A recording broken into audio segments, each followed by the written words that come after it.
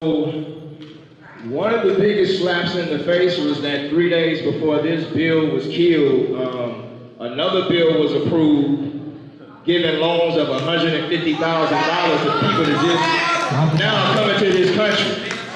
And we're seeing all across the country that there are similar programs being put out to accommodate folks who are coming from other areas where also our tax dollars are being used to create wars that are forcing those people over here. So we, the African Town Coalition, back in February, we weren't pleased when we heard the bills from the beginning. Because it didn't sound like reparations, it sounded like a new welfare program.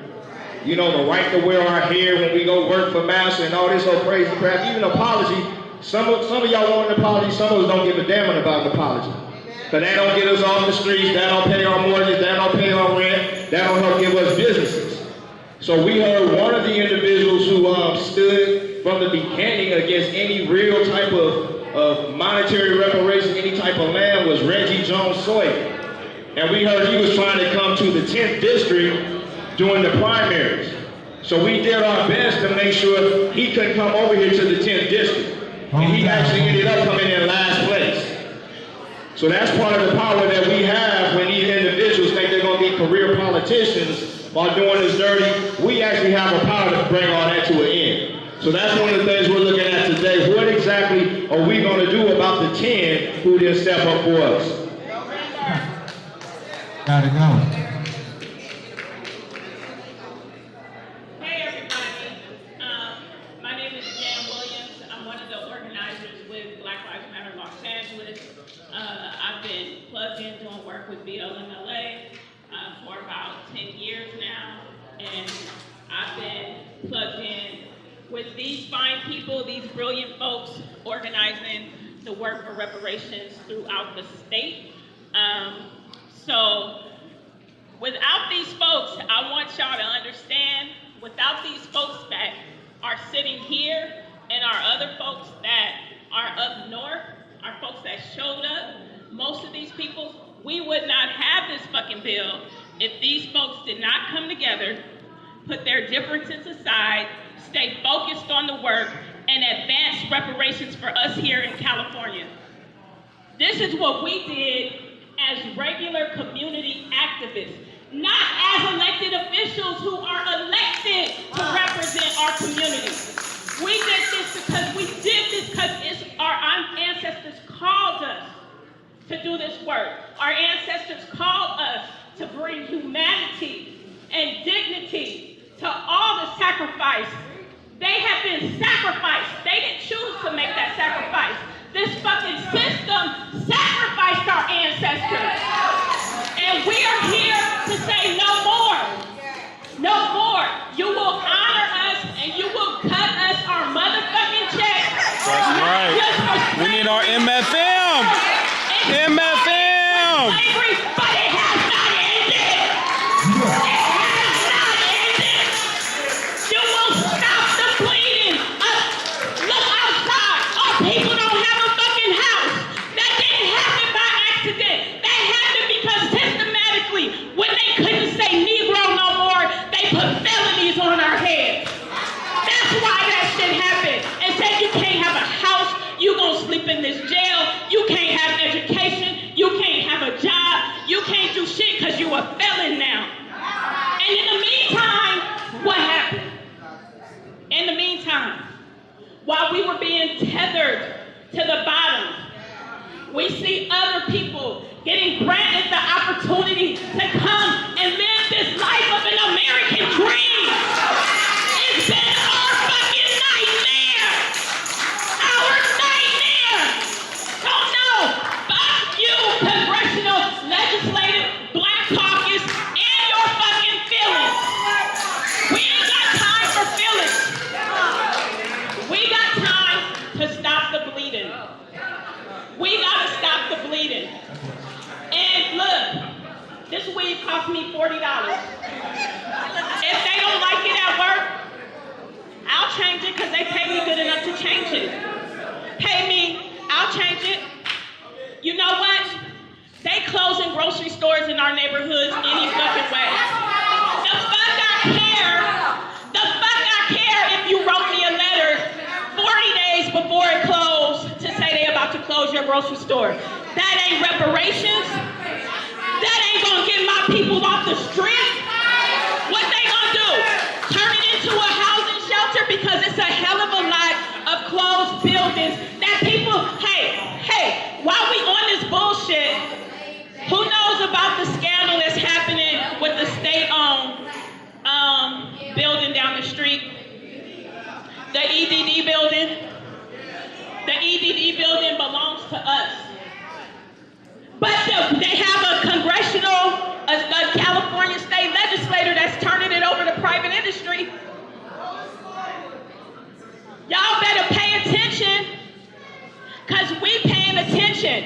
And because we're paying attention, we got closer to reparations ever in history. Ever in history. Thank these people that are sitting up here. Y'all stand up. Marcus Champion and his wife, they got kids. Marcus on Zoom 12 hours a day. Not for his job, for us. Y'all don't even know this man.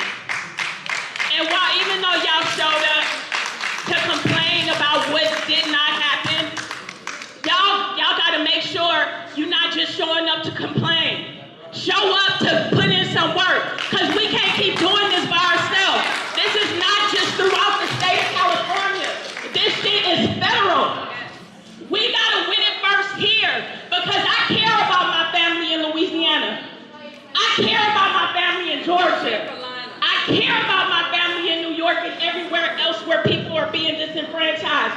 I care about my brothers in prison, dying in squalor. We had a brother that was killed by bed bugs in prison. How did he suffer? Death by bed bugs. Death by bed bugs. You hear me? Are you fucking enraged? Sister, where's the president of the Enraged Black Committee? I know she here because I saw you. The president, there she is. Come here, Miss Robbie. That's the president of the Enraged Black people right there. Miss Robbie. If you are not fucking enraged, something is wrong with your soul, because we cannot become desensitized to seeing the suffering of our people. The auntie of Dijon Kazee. Let me tell you about this motherfucking Congressional Black Caucus. Y'all shouldn't have gave me this fucking mic. Y'all shouldn't have gave me this mic. Sister Jamie Kazee, stand up. Her nephew, Dijon Kazee, was murdered by police and by LA County Sheriff's Department. And he was riding a bike in peace. Sheriffs came to disrupt his peace while he was riding his bike. August 31st, 2020. August 31st, 2020. Let me tell you, Black lives. Let me tell you, on a bicycle. I'm gonna come up in here and stand with me, sister. Huh? Okay, I'm sorry. I'm gonna just tell y'all about this Congressional Black Caucus. And Mike Gibson, the night her nephew was murdered by the sheriffs in LA County in his district. That same night, Mike Gibson did the same bullshit that they did last week to the police decertification bill. The same fucking night that they let the police decertification bill die, Mike Gibson, his district, Dijon Kazee, is murdered by sheriffs. We got a lot to fight for, y'all. It's not gonna stop. Do not leave here without making sure you are plugged in, because guess what? I'm calling you. And I want to make sure you're angry. And not just angry, but that you're ready to put that anger to work. Because it's going to take us to do the work. Ain't nobody going to do this shit for us. Y'all see, they have a practice of skipping over us. And using us as welcome mats while they come in and get, and eat. Okay, I'm going to shut up here. All right. Woo! No, I'm sorry. Say it loud.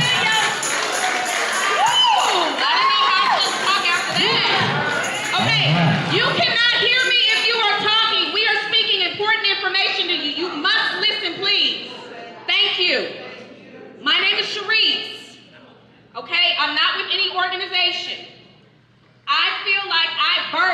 SB 1403.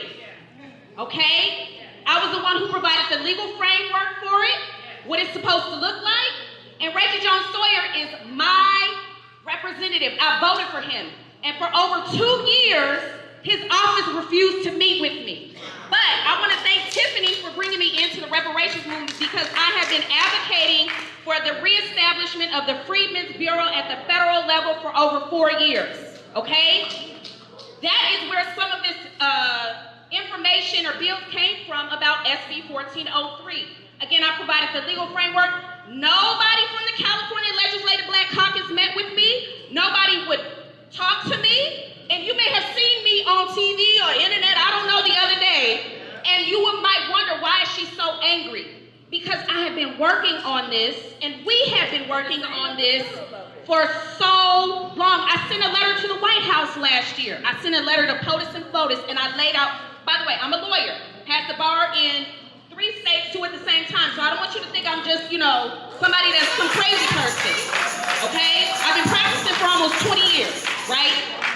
Graduate of UC Berkeley, of this state, and Howard University School of Law, okay? So I'm not any just crazy person coming up here. God gave me that information, right? It was him that birthed that in me, and you guys blew it. Y'all blew it. That's why you saw me be so passionate, and people have misinterpreted what I said. Oh, see, she said we should stop Kamala from becoming president. That's not what I said. I'm a strategist. I'm an organizer. I know how people think. And folks are going to see Democrats, black Democrats, blocking reparations, and they're going to blame the rest of the Democratic Party. Okay? People have asked me to speak about reparations and what the legal framework is. And people are pissed off about lineage. The reason we had to do it because we had to convince Republicans that we would give reparations to someone. You got to start somewhere. We have to be methodical about this. We have to do things decent and in order. And there's a difference between cash reparations and policy. And what we saw in that bill, the task force report, was mostly policy for all black people. So anybody who's here, I know there's some ops here. Let me tell you, you messed it up not just for yourselves, you messed it up for the whole world. I have people calling me all the time. I provided public testimony. I don't get paid for this. God has given me the money and blessed me with the money to travel and to testify, and thank God for Zoom. But you didn't just mess this up for California. You messed this up for everyone. But guess what? We're down. It may look like we're down, but we're not out. Because this is going to push things at the federal level. I'm sending another letter to the White House again. I want the Freedmen's Bureau reestablished by executive order. President Bush, Lord have mercy. President Biden,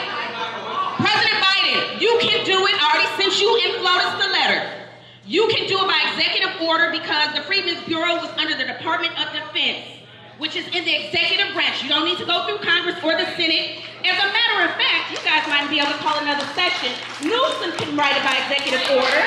He has an Office of Tribal Affairs under the governor's office. He don't need no vote. He can write it by executive order. So y'all might want to call an emergency session this week. Okay? When you go talk about that gas, go talk about these reparations, you got $12 million set aside. Not to give to that nonprofit because that's what they're trying to do. That's what they're trying to do. You got $12 million. It is not going to Betty Books in prison. It's not going to hair. It's not going to Mia Bonta, who thinks that she wants to give culturally relevant, what does this say? Food as medicine. Does this look like reparations to you? Does this look like reparations? They call this reparations. This is not reparations. These are no black people sitting here in this bill that they call reparations. So what happened on Saturday? I'm sorry. What happened on Saturday was we were betrayed. He leaving now because I'm speaking that gospel. Okay. Now, what happened on Saturday is we were betrayed. I asked Bill, Sharice asked Bill to bring the bill to the floor. I asked him. And guess what he said? I told him, I said, I don't agree with everything you do because you're a Republican. I don't agree with you.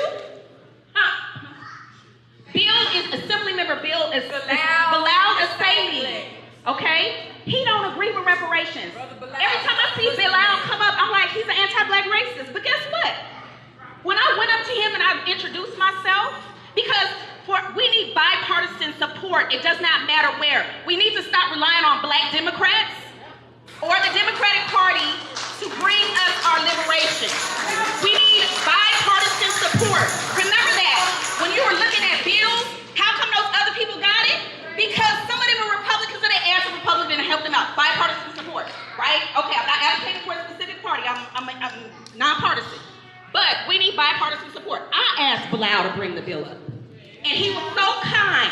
After talking to him for 30 seconds, he brought the bill up, and he spent, what, 4 hours? About 4 hours trying to get those bills through, and they were blocked. And some people don't like to hear the truth. The Republican who is anti-reparations brought our most important reparations bills up because we serve a just God. And God was with us that night. And everybody saw that the black Democrats in the state of California did not want black people to get reparations. We had to go through a white Republican who is against reparations. Shame on you. Shame on you.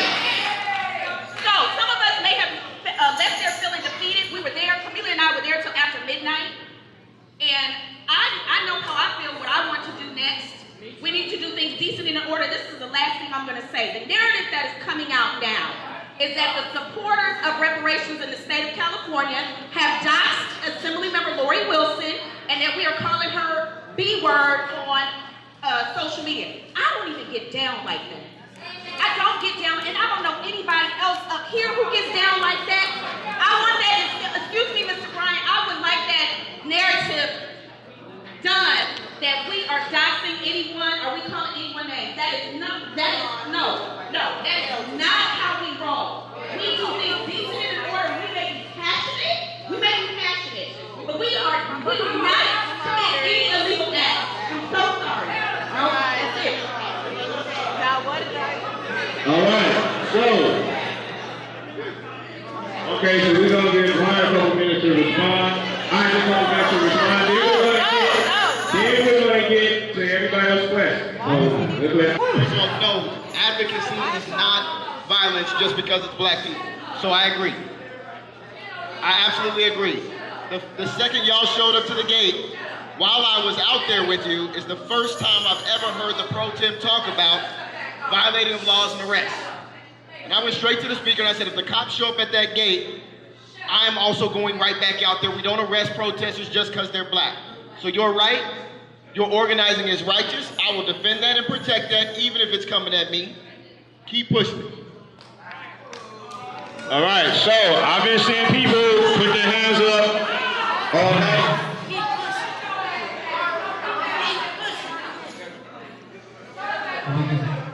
Representative, Assembly Member Bryant, I wasn't here, so I'm not sure if anyone asked you this question. Why? Can you explain the video where you were caught on tape physically blocking the Republican? Hold on, I'm not done with the question. And then the video, he kept saying, bring it up, bring it up. And you said, I supported Bradford's bills the entire legislative session. So my question is, what changed? If you voted for Bradford's bills the entire legislative session, what changed? He said except that night. Well, the first thing is I wasn't going to fracture us any further. The caucus is not in a place to continue to be split up any further, or we get nowhere. We get at, and I recognize that. I recognize that, and that's a very valid feeling, and I got no problems with anybody who's angry, even if you're angry at me. I made the strategic decision with my colleagues that if we could not get a majority of the caucus, and I couldn't change those minds, I could not roll the rest of them who are going to be up there for the next several years. And it was killing me that day. It was killing me, and that's what, hold on.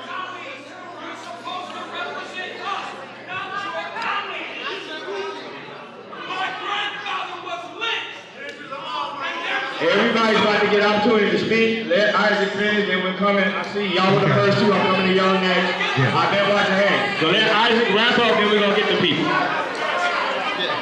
The last thing I will say about the process of it is I did not block Bill City from doing anything. He provided you that video, and then he walked out and explained to you what happened on that video with an intentional framing on purpose. He had already been ruled by the House chamber, I said this earlier, for trying to stall so the last 100 bills couldn't get heard at all. He was banging on his desk, not for reparations, because he does this on a regular basis. He does it on a regular basis. I was standing in front of him because I had just tried to calm him down because he had just gotten into a fight with another person. There's a much longer video. My back was to him, and he gaslighted me because he knew I was struggling with the fact that I couldn't get my colleagues collectively and me to move in the direction that I thought made sense. Okay. So, I've been watching these two sisters right here with their hands up first. We're gonna go there. I know this sister was next, and we got here, and we're gonna make our way around. So let's start with the lady right here to your right there. All right, here we go. Hold it down, please. Hold it down, please. Can you guys hear me? Okay, good evening. My name is Connie Collins. A lot of people have said what I wanted to say, but I'm going to say this to Isaac. With all due disrespect, you've done yourself a disservice. You've done the Democrats a disservice because the way that Come on, y'all. because the way that you're addressing us is pure just political foolery, sir. So having said that, in the spirit of Martin Luther King, how long must we wait? How long must we wait? Now I'm going to say something that may not be that popular. There's a lot of Pan-Africans here, but I'm going to clear up a problem that we're having. When I say we, I'm talking about the American descendants of chattel slavery.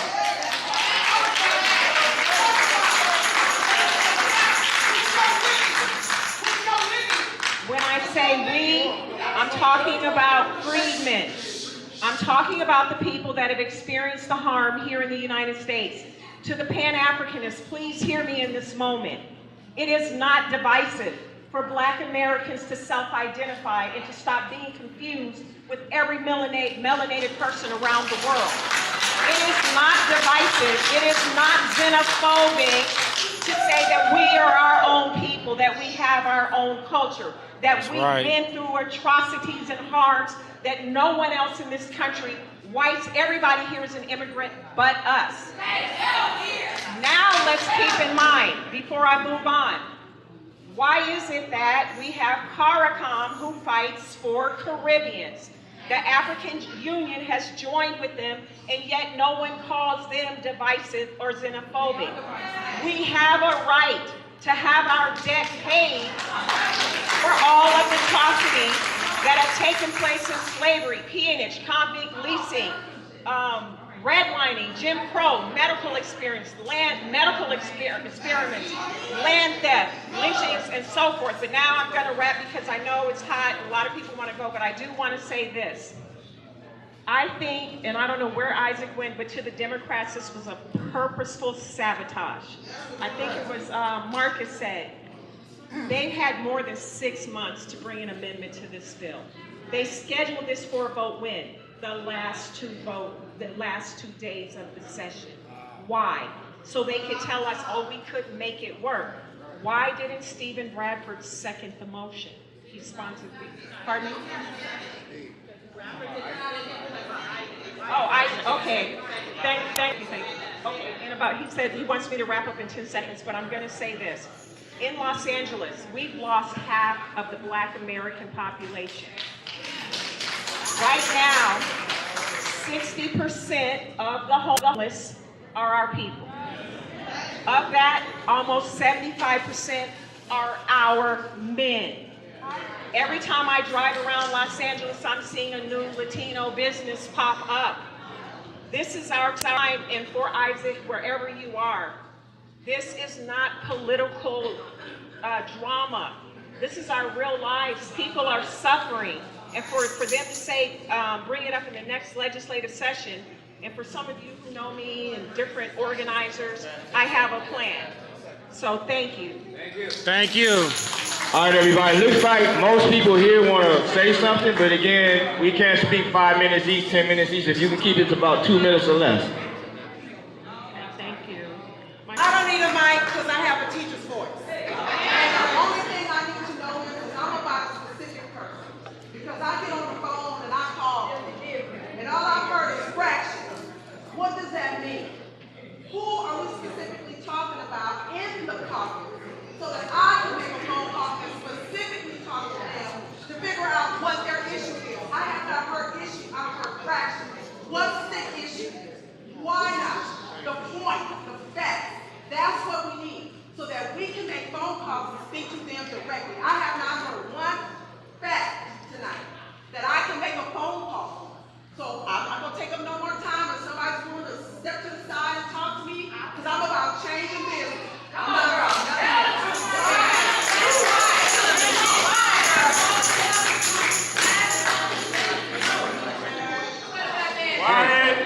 Can you hear me? I'm Marc Griffin, better known as Big Money Griff, strong community activist, leader, and problem solver at the age of 74. I have fought in our community for years when we had Daryl Gates, and we had the long-handled metal flashlights that beat us. But now I'm here on reparations. Emeritus Diane Watson, would you please read what's on this shirt? With the mic, Not right now. Big man. All right, don't want to read it? Damn right. I have an attitude. My people worked 400 years without a paycheck. And so what I want to say to you all, it's about money. M-O-N-E-Y. And so I'm the only one in the country great words of that's Randy talking Dr. about Short. reparations and stimulus money. NFM. Reparations as stimulus money. Isaac Bryant, I need you to go back and spread the word, what you heard. Isaac Bryant, Isaac, Isaac, Isaac, Price just went up. Isaac Bryant. Yo, Isaac, spread the word, what you heard. Stimulus money and reparations goes hand in hand. Why do we say that? Because everybody knows that we pay taxes, okay? We all pay taxes. So when we hear the white boy say, I don't want to give my money, we pay taxes for clothing, for food, for gasoline, for everything. Amen. We go nowhere. Come on, tell the truth.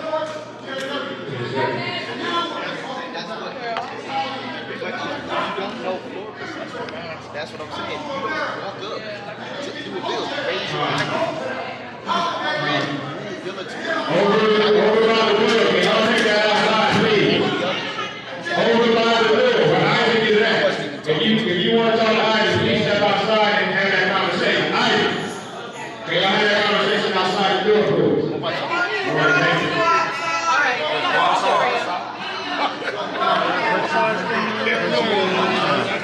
Get his ass.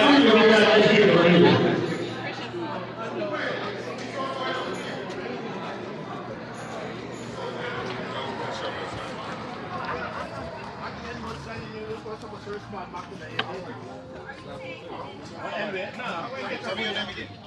Tell me your name. I think you get your card. You got one on you? I think you get a. You have one? No, I don't. I don't have staff. I don't have any Well, staff. then I'll get one from Black. I'll get one from Black. I know. Richard, tell me your name so when I see it. Eh? Tell me your name so My when I see thing it. was Richard Phillips Production. Okay. What's your name? My name is Richard. Richard, shoot me another message to the office. And I'll tell you to me back. Okay, I'll get Black to you, man. So why didn't you second? Why didn't you second? Yeah, we. Why didn't you second the motion? I will never. Yeah, we. Why didn't you second the motion? I will never work for us. We're not talking about that. For us. I will Why never. did you career above your people? Yeah, come on, Brian. You put your career. Because we know that you guys prioritize somebody else's contract to actually act as the Freedmen Bureau. Exactly. Oh, punk ass. Yeah, you You'll was be wrong out. for doing that shit, Ice Brian. Though. You'll be out. I hope you enjoyed it. You done. It's over. Yeah, you was wrong, Ice Brian. Though. You don't got support no more, my bro. I hope it was worth it. You chose your career. You chose next year over us.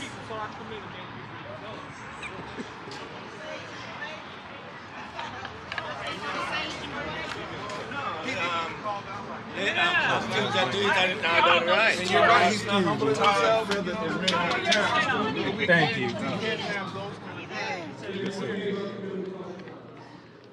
I learned that it was not always complaints. I learned that the major thing was solutions. And as I got involved with some organizations like the Congress of Racial Equality, core organization, as I got involved with Brotherhood Crusade, as I campaigned for Latasha Harley at the Compton Courthouse, I put down footwork there. I circulated petitions with Stevie Wonder in getting Martin Luther King a birthday and national holiday. My point is this: I see more people here right now than when I used to go out. Handful of us folks. This place should be packed to the streets, but this is all the time. It's a mindset thing. Mindset. It's a mindset thing. To use a biblical, just a little bit. Stop talking problem, problem, problem. Fix your mind to solution, solution, solution. It'll work.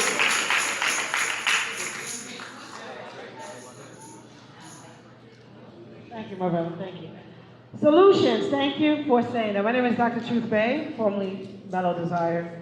I am born here, for those who may say, oh, you're Haitian. No, I'm actually born here, descendant of slave. So we're talking about solutions. You've got to be politically knowledgeable. That is not an option, or else they're going to continue to do a drive-by on us on every little thing. We all saw what happened. It doesn't make sense to have an excuse to say, oh, well, legislators are there to pass bills. They are not there to socialize. Even if Gavin Newsom wants to veto their job, they can override that, right? So this is the California Legislative Black Caucus members.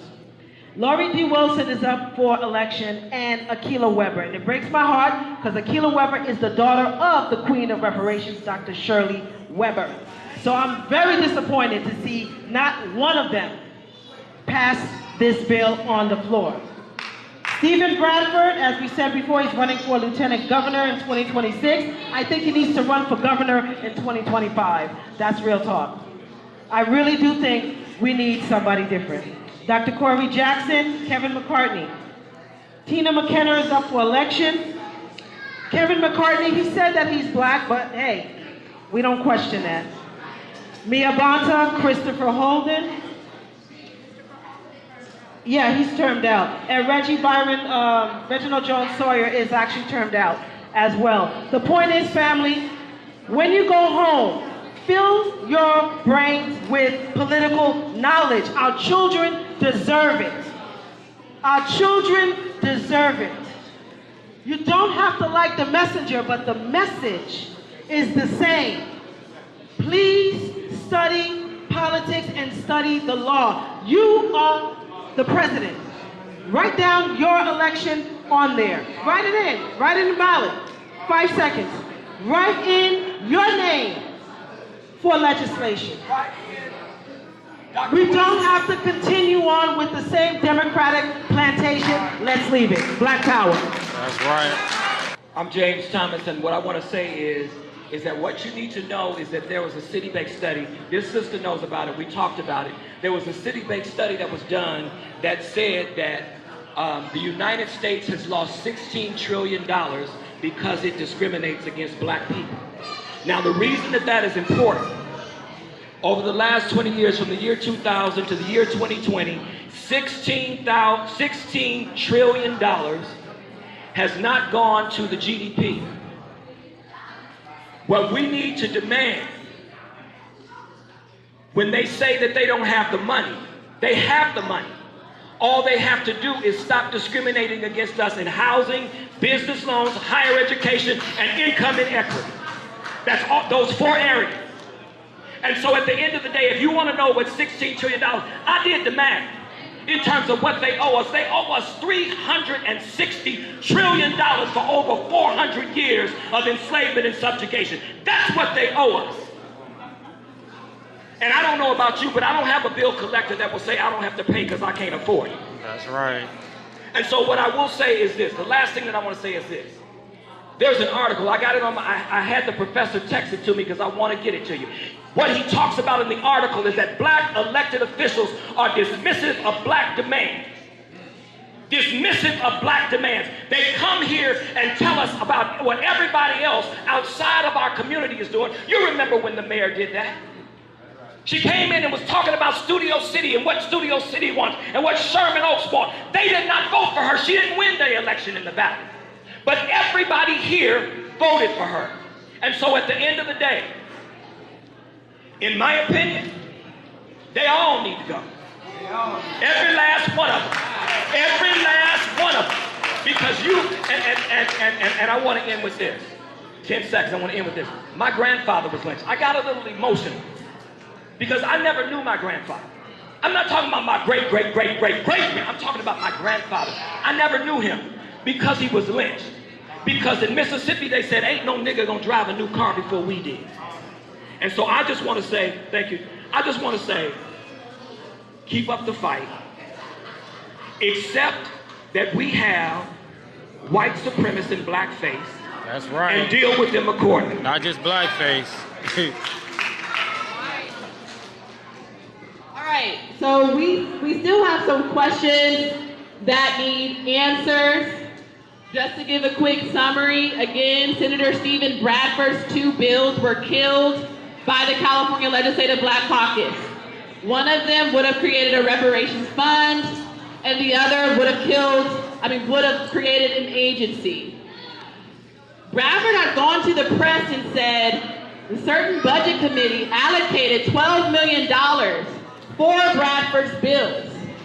So that begs the question, if Bradford's bills are now killed, where is that $12 million going to go? Now, organizers have met with some Black Caucus members, have done some investigations to inquire where that $12 million may go. Went to Senator Lola Smallwood Cuevas, and there are rumors that she plans to put a budget request in for $6 million to go to her friends at the California Black Freedom Fund, which is a conglomerate of Black nonprofit foundations and organizations that do so-called race equity work. Now we have someone here that is a representative of one of the organizations or is a member of one of the organizations within the California Black Freedom Fund. That's Christian Flag of the California Black Power Network. He's sitting back there with the dreads. Now, you said that I can ask you a question. We want to know what you know. We want to know, can you verify whether the California Black Power, or the California Black Caucus, and the California Black Freedom Fund have plans to use that $12 million to distribute among organizations within the Black Freedom Fund, including yours, the California Black Power Network? Greetings, family. How y'all doing? First of all, I'm going to introduce myself. First of all, my name is Christian Flag, born and raised right here in South Central LA. Alumni at Crenshaw High School, class of 07. Played on the football team and was the first class in many years to win a city championship at that football at Crenshaw. Similarly, I've been coming to Leimert Park. I've been here in Leimert Park since I was a baby. For generations, since 5th Street Dix was over here, since the World Stage was over here. So my blood and tears is right here, number one, okay? Number two, I am the director of training at Community Coalition. Community Coalition is an organization that's been pushing and fighting for Black and brown people in South Central LA for over 30 years. And I've been leading our education work that has brought the Black Student Achievement Plan to LAUSD. I work very closely with Jan Williams, with Joseph Williams, with folks at ACLU SoCal. We fought tooth and nail and have won $125 million for Black students to get the resources they deserve. And as a matter of fact, LAUSD is trying to undercut that. They're trying to take race out of Black student achievement. And you know what I've been spending my hours doing? Fighting with these folks, making sure they put race back in there. So that's who I am, number one. Number two, let's get to it.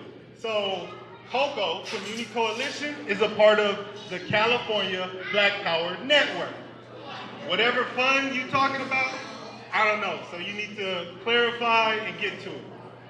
So I don't know what you're talking about, but I am a part of the California Black Power Network.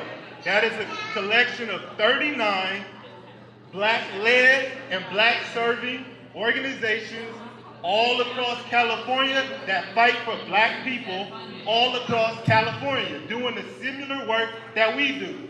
Black Women for Wellness in LA is a part of the California Black Power Network, right? It's the LA Black Worker Center is a part of the California Black Power Network, who fight tooth and nail for stuff for Black people.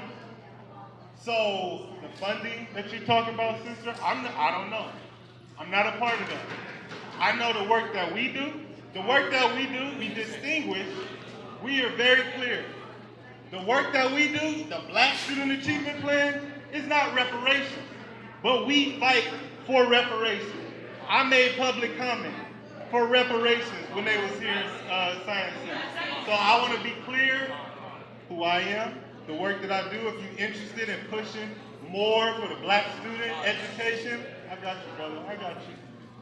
If you want to connect around the work that we doing in LAUSD to make sure our babies is getting the resources they need, we get teachers in there, we sending them to HBCU tours, we can do that.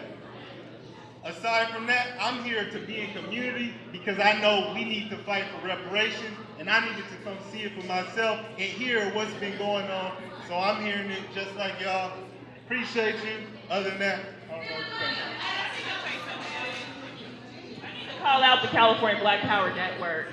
They have been obstructing this process from the beginning. I'm sorry, Dr. Cheryl Grills, who was on the panel, voted against the lineage standard, and that was sabotage because we can't do anything based on race. We told y'all that, and y'all keep trying to make this a race-based policy, which is in essence setting us up to fail. And y'all need to be called out for that because we can't, Prop 209, the 14th Amendment, they know that, but they still keep trying to make it based on being Black. We've always said it should be based on being a descendant of U.S. chattel slavery.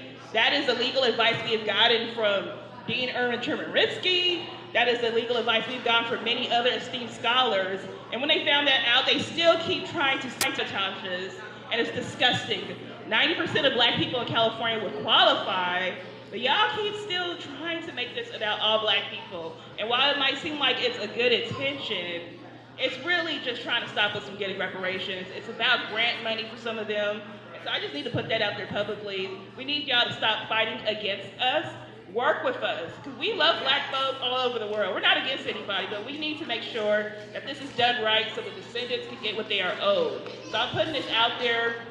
The California Black Power Network, just work with CJEC. Stop fighting against us. Stop obstructing the work. Thank you.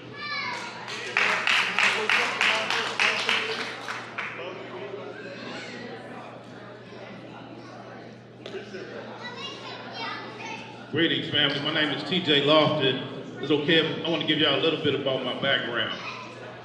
I come from the lowrider community, right here. How many of y'all seen lowriders before? How many of y'all know that lowriders, custom cars, and classic cars is the most powerful community in the African American community, period, across the planet? These are the most lucrative people in our community, period. So let me tell y'all, years ago, 35 years ago, the Bloods and Crips decided enough is enough. We're gonna start building these cars and putting them in rap videos, etc. When the government found out that thousands of Black men in Compton, LA, and Watts decided no more gang banging, we're gonna come together, y'all know what they did?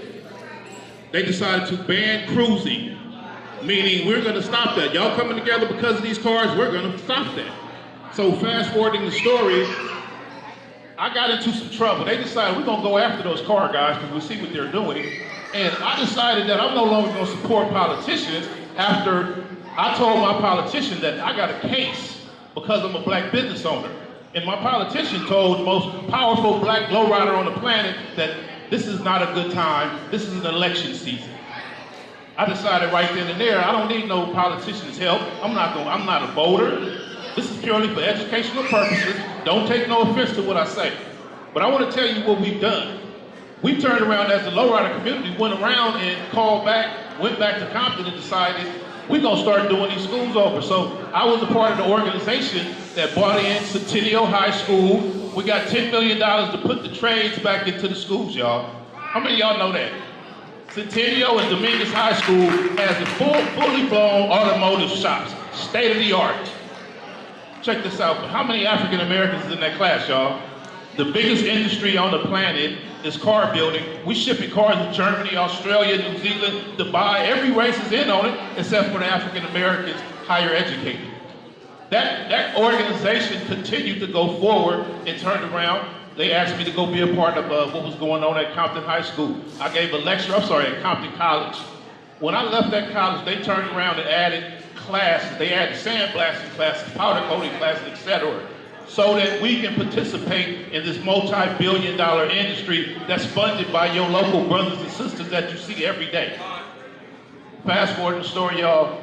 I am a part of education around the world. I partner with the Black College Expo because of what I do. And a lot of the things that's going on right now in the world, we're not talking about it. Reparations is something big. That's huge, but we cannot continue to look for the same thing and get a difference. But anyway, look me up at gentrification.com, family. I got a lot to talk about.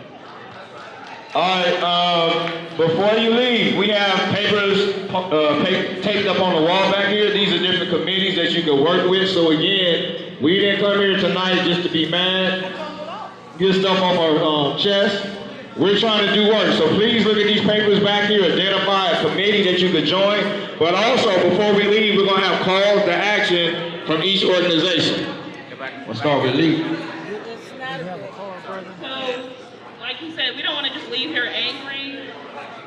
We wanted y'all to get involved. And so, if you go to www.cjec.official, sign up for our mailing list. We're going to have some calls to action coming out soon. Once again, that's www.cjec-official.org. Sign up for our newsletter. We're sending out calls to action regarding the California Legislative Black Caucus to make sure they reintroduce the bills and that we get other reparations legislation. Raphael, she's going to pass out some cards on CJ. This Sunday, Black Lives Matter LA will be in the park right here at 5 o'clock. And then at 7 o'clock, they will be right back here in this building for their monthly meeting. All right, y'all. Some of y'all know me as Mama True. I've been working in the Black community ever since 1962 when I was a baby damn near. So I'm looking across this crowd tonight and I gotta tell y'all, I just got this to say. Y'all are towing the line. Y'all are holding the line. And as a former Black Panther, I want to thank you for being here and standing up for your community. Continue to do what it is that you do. I just want to read a brief quote to remind. So I just got to say, y'all just keep right on doing what you're doing. Because you are, it feels like we're defeated. I can tell you there were days when Martin felt defeated, when Malcolm felt defeated, when Fanny felt defeated, but they stayed their asses on the battlefield, and that's what I'm telling y'all to do. Stay on the battlefield. All right, we just got 3 more people, but also remember, this November, some of these same people that just did what they did last Saturday will be up for re-election in November. What's up, everybody? How y'all doing? My name is Steven. I'm a member of African Coalition, also the lead organizer for Black Men Build LA. We'll be having an event here at the Center for Black Power the 14th, which is Saturday, from 3 to 6 p.m. It's a men's circle, our new men's tournament. We're going around the country, bringing our organizations to communities, Black communities around the country. We had 12 major cities that we toured this year. And so we have 2 workshops here in LA and then in Florida. So again, September 14th, right here in this building, 3 to 6, New Men's Tour Men's Circle. And then if we do have enough young ladies show up, we'll have a women's circle as well. It is normally an exclusive men's event, but if enough women show up, we'll have a women's circle as well. All right, thank you, thank you. All right, y'all. Woo, this has been an interesting night, y'all. It's been an interesting night. Real spicy. I started off early, right? You know what I'm saying? I didn't know it was going to be all this here, but I was thankful that it all happened. So let me just say one thing is that Isaac Bryant, he's one of the most dangerous ones because he came in the house right here with us. He came in the house with us, right? He came into the lion's den, and he's playing a cold game, right? So no matter what he said, he never directly addressed the issue, and the bottom line is, it didn't matter whether they had 7 or 8 people, they should have submitted those bills and let everybody else make the decision. But what they did was they took it upon themselves to protect government, to protect the mayor, to protect the governor, and to protect the other legislators, and they just took that bullet. It's really a shame, you know, so he got to go. People have been saying this all night, so I think we got to get to the conclusion that these 10 California Legislative Black Caucus members who went against Bradford bills, SB 1403 and SB 1331, they got to go, y'all. They got to go. This guy here in the blue shirt right here, I know I probably wouldn't, but the guy in the blue shirt, he's running against Isaac Bryant out here. All right, so he's a white dude, but we got to make a decision. Do we want these 10 to go back up there and represent us? Do we want those 10 to go back up there and represent us? No. Do we want those 10 to go back up there and represent us? No. All right then, so them 10 got to go. And with that, I just want to say thank you very much for being here. This has been, what's your stand on reparations, man? Yo. Mr. Politician, what's your stand on reparations? You are pro-reparations for legislate reparations. Pro-reparations for FBA ADOS. Okay. Yes. You heard it, y'all. You heard it. Wait. Red cat. Yes. MFM. All right, here you go. Thank you very much. I'm not sure. Sincerely, thank you all for being here. For the National Assembly of American Slavery, the Senate, Dana's going to walk around. We have barcodes. If you're part of an organization that wants to join a national coalition that is going to move as one, we have demands that are going to the Biden administration for his exit. We have demands that have gone to all presidential candidates. Whoever wins this election, even though I'm voting with Abdullah, whoever wins this election, we have a first 100-day strategy, and if you want to be part of that, you just scan the barcode, sign up for our newsletter, so you can know when we have those meetings, because we're counting on you to show up. Thank you so much. All right, and we have one more call to action. We have our vice presidential candidate, Dr. Melina Abdullah, co-founder of Black Lives Matter LA. So, if we could just be of one accord as we close out, we're very grateful that you gave up your Thursday night to be here, and I know some of you go, I've been here for hours. We know. And they've been stealing our people's labor for generations. So we are here for more than one meeting, yes? We're here for more than one meeting, yes? So we will be back on Sunday. We heed the words of our elder ancestor Kwame Ture. We must organize. We're so grateful to all who've been holding down the reparations space. Sister Friday Jones, we're so grateful for you. Sister, we're so grateful for you. We're grateful for the people who are pouring it in because our ancestors demand that we pour it in. Our people demand it. Our babies in this room deserve it. Ashe? Ashe. And so who's coming back on Sunday? On Sunday, we'll be in the park by that Black Lives Matter fist at 5 o'clock. Then we'll come in the building at 7 o'clock. We will feed you, so you'll get dinner. You'll get to go home with a